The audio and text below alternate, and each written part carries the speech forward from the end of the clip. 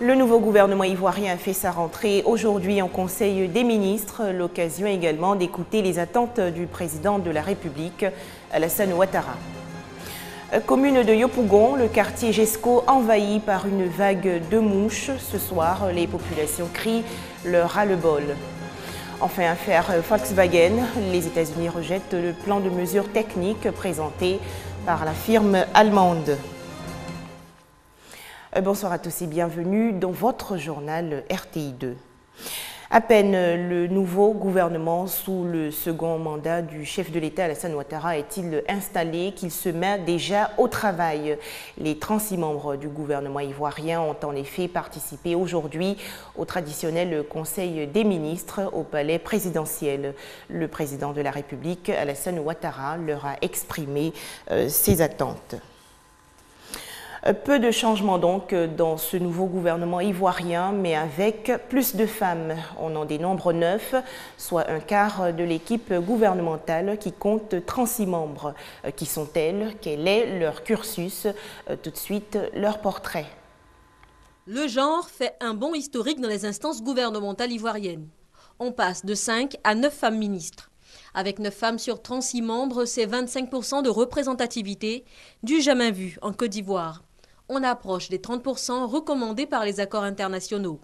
Dans ce nouveau gouvernement donc, 3 femmes demeurent à leur poste. Kandia Kamisoko Kamara garde le tableau de l'éducation nationale. Raymond Goudou Kofi reste au chevet de la santé qui change désormais de dénomination et devient ministère de la Santé et de l'Hygiène publique. Afoussiata Bambalamine enfin reste à la barre du ministère de la Communication et conserve son micro de porte-parole adjoint du gouvernement. Mais il y a aussi eu de la mobilité dans ce nouveau gouvernement.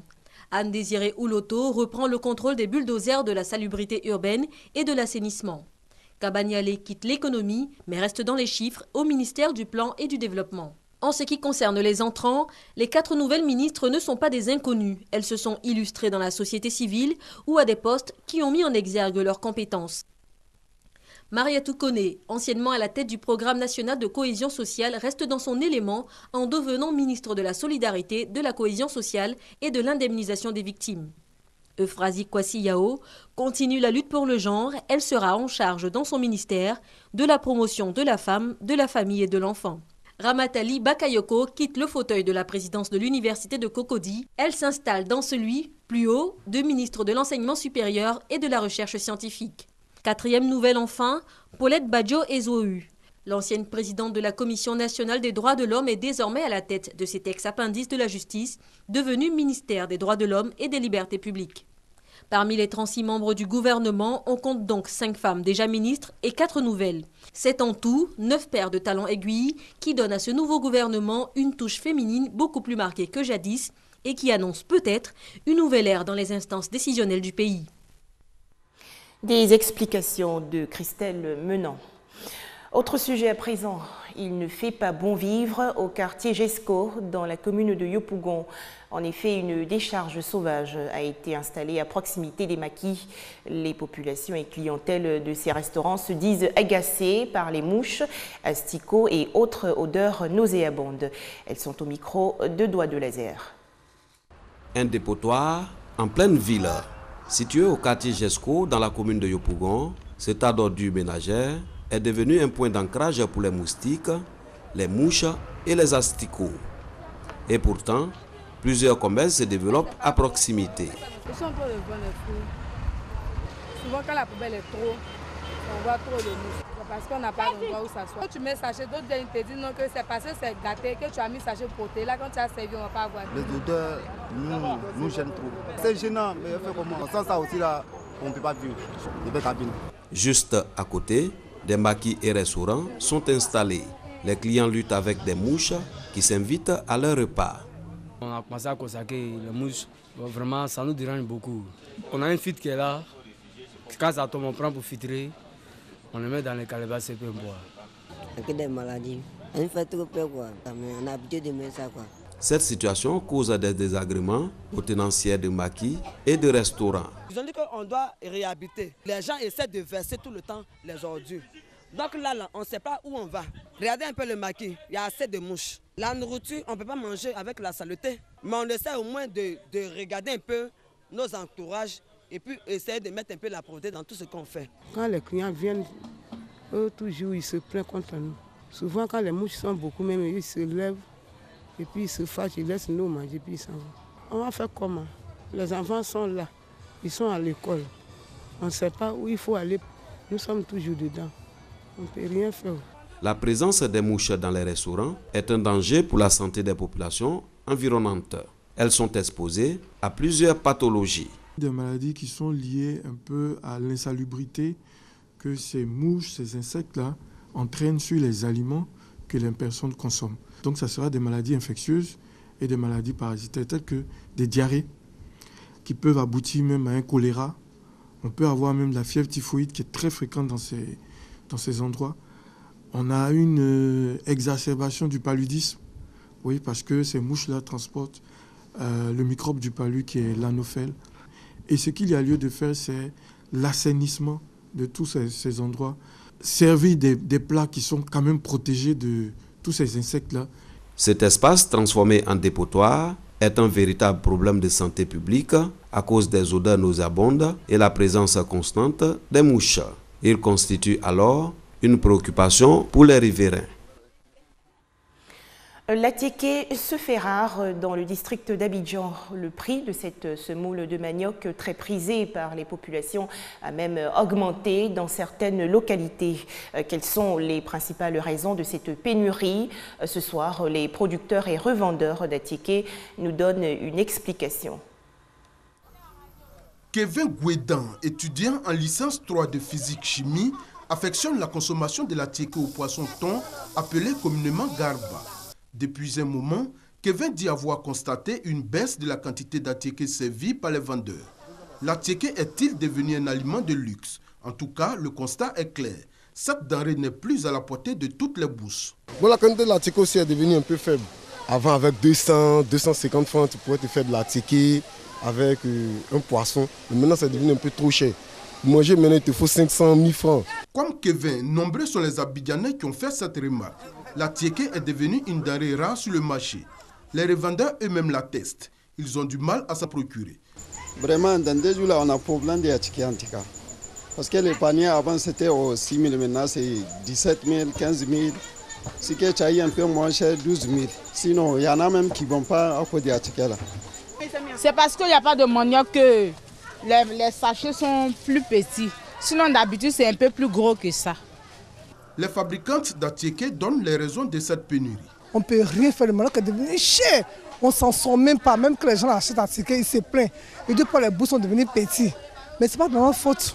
Avant, la bâche de manioc était à 85 000. De 85 000, nous passons à 100, 100, 200. Présentement, nous sommes à 220 000. Tout est devenu très cher pour nous. C'est parce qu'ils ont pris tous les brousses là pour planter et veiller. C'est pour cela qu'on ne trouve pas manioc. L'attiéké est un mets traditionnel ivoirien fait à base de semoule de manioc. Pour les planteurs de manioc, cette pénurie est due à la sécheresse qui rend difficile la récolte du manioc, ce qui serait l'une des causes de la hausse du prix d'achat. Un reportage de Herman Niamien et Fidèle Aigné. C'était la panique totale le 6 janvier dernier à Grand Laou, dans le sud du pays. La raison, 4 pêcheurs ont été portés disparus en mer. Un vent violent les aurait emportés, mais fort heureusement, ils ont été retrouvés sains et saufs le 10 janvier dernier au large des côtes de San Pedro. 4 pêcheurs du village de Laou-Panda, dans le département de Grand Laou, étaient portés disparus il y a environ une semaine. Ils avaient perdu le contrôle de leur pirogue qui a pris un mauvais itinéraire à cause du grand vent le mercredi 6 janvier dernier. Avec le concours de la police maritime, des autorités administratives et politiques de Grand Laou, ils ont été retrouvés au large des côtes de San Pedro. Pour leur assurer des soins médicaux, ils ont été évacués dans une clinique privée dans la commune de Yopougon. Il y a eu un gros bateau et je me suis dirigé vers ce bateau-là. Je leur ai fait part de ma situation. Ils m'ont donné un peu de nourriture et ils m'ont dit de continuer le chemin que je suivais et ça allait me permettre d'arriver à San Pedro. C'est ce que j'ai fait. Le village de Laou-Panda est en joie à l'annonce de la nouvelle. Merci au chef de l'État, président Alassane Ouattara. Dès que la situation s'est produite, il a mobilisé toutes les forces de défense et de sécurité. Aujourd'hui, 5 jours après, on a le résultat. Et Dieu merci, les lots frères sont parmi nous. À tous mes parents de Grand Laou, qui ont pour activité principale l'agriculture et la pêche. Il faut tenir compte de la météo pour aller faire la pêche. S'il y a des grands vents, il ne faut pas s'aventurer sur la mer est très agitée. Notre président Alassane Ouattara, et qui s'était dépêché pour venir au secours de ma population de Laou Panda, qui vient en aide pour nous sauver. Le grand vent du mercredi 6 janvier 2016 a également fait de nombreux dégâts matériels dans le village de Brafédon, à 18 km de Grand Laou. Plus de 6 maisons sont parties en fumée. Un reportage de Doigt de Laser. Boko Haram, encore pointé du doigt aujourd'hui. 12 fidèles ont en effet été tués dans une mosquée de l'extrême nord du Cameroun lorsqu'un kamikaze s'est fait exploser pendant la prière du matin. Arrestation massive au Niger, 12 militaires et un civil, tous nigériens, ont été interpellés dans le cadre de la tentative de coup d'État que les autorités ont dit avoir déjoué le 18 décembre dernier, jour du 57e anniversaire du pays. Nouvelles accusations d'abus sexuels contre des casques bleus au Gabon et en Centrafrique. Les autorités gabonaises annoncent aujourd'hui l'ouverture d'une enquête. Les victimes présumées sont 4 fillettes soumises à des abus sexuels et une exploitation sexuelle à Bangui par des soldats de 3 pays participant à la mission des Nations Unies en Centrafrique. Enfin, l'affaire Volkswagen, les autorités américaines ont rejeté le plan de mesures techniques présenté par la firme allemande pour mettre en conformité les véhicules équipés des moteurs diesel truqués. En apparence, il ressemble à celui de l'année dernière, mais le kiosque Volkswagen du salon de Détroit a beaucoup changé. Plus une seule de ces voitures ne fonctionne au diesel.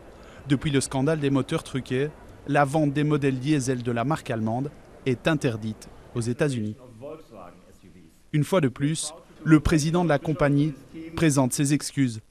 We know that we have let down our customers and dealers, the authorities and the American people.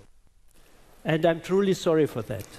Avant le scandale, les diesels de Volkswagen progressaient aux États-Unis, un marché difficile où le carburant a mauvaise réputation depuis les modèles General Motors des années 80.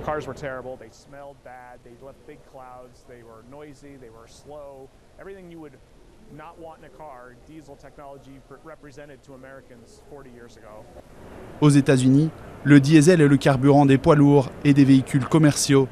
Certains modèles de pick-ups américains, comme le Chevrolet Colorado et le GMC Canyon, émergeaient sur ce marché au moment où le scandale a éclaté, et des marques de luxe européennes, comme Mercedes, s'étaient elles aussi fait une place.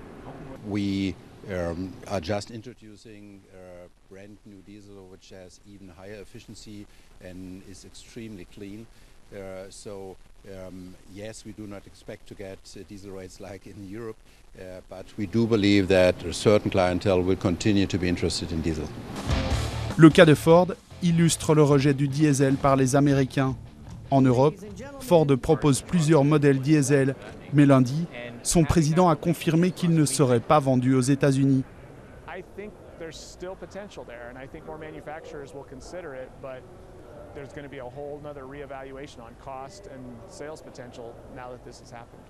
Autre facteur, le prix du pétrole.